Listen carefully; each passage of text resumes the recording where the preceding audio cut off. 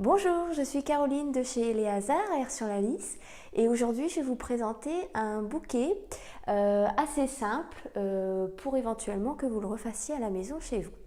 Donc je vais sélectionner des lys.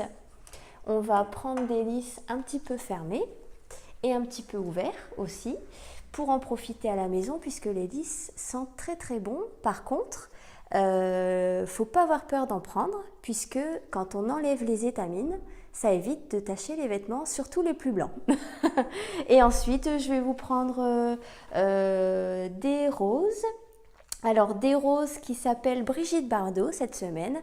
Elles sont très très belles, qui ont un très très beau bouton. Je vais vous faire ça.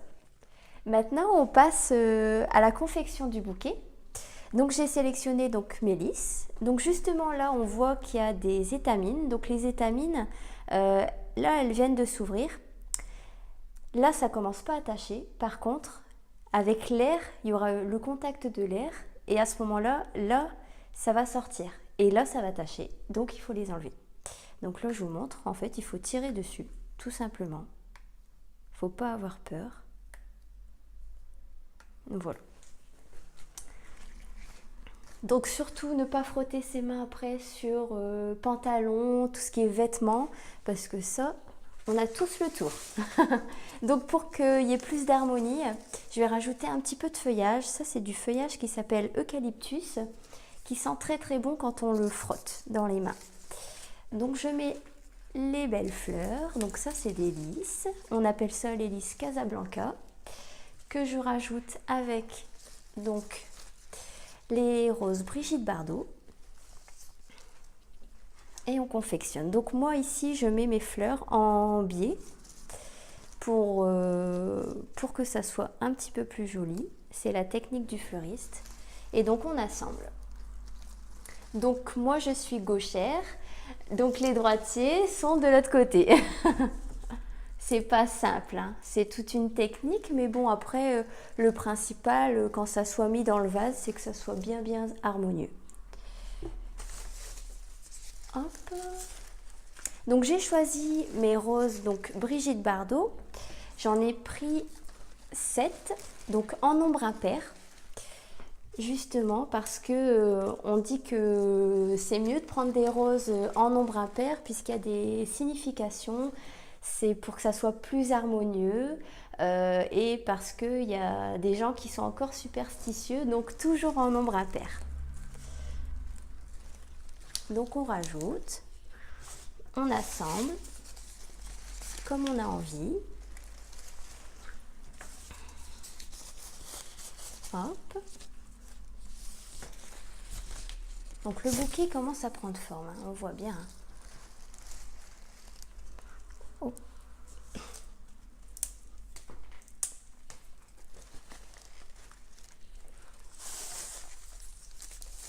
Et là, on fait le tour.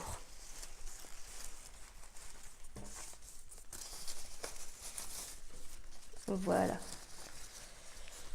Ensuite, je vais utiliser du raffia. Donc ça, à la maison, on a peut-être tous un petit peu de ficelle. Et là, je tourne. En fait, je vais venir attacher autour. Donc si le bouquet est un peu lourd pour vous, vous pouvez vous aider de la table. Hop, vous faites 2 tours, vous serrez bien et vous faites un beau petit nœud. Donc là, je le double. Je fais un double nœud.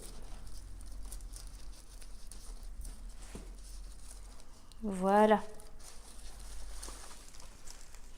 Et donc après, je vais venir ici couper mes roses. Alors surtout avec un très très bon sécateur. C'est super important. Je vous interdis le ciseau. S'il vous plaît, pas de ciseaux. Parce que si on utilise un ciseau, justement, ça va compresser les cellules et elles arriveront même plus à boire. Donc du coup, après, les fleurs sont foutues. Donc c'est super important.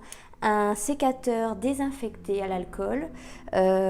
Si c'est utilisé pour le jardin, ça passe aussi. Couteau bien aiguisé, normalement ça devrait aller. Puis après les sécateurs, vous en achetez dans le commerce, en général vous en trouvez. Et donc on va venir couper. Hop. Alors surtout, on coupe vraiment les bouts, les extrémités, pour garder un maximum de longueur. Voilà, donc bien en biseau. Faut vraiment pas hésiter. Et voilà. Donc après, vous mettez ça dans un vase. Vous changez l'eau à peu près tous les 2-3 jours. Vous recoupez les tiges tous les 2-3 jours. Et normalement, la durée de vie d'un bouquet, ça tourne entre 15 jours, 3 semaines. En tout cas, ici.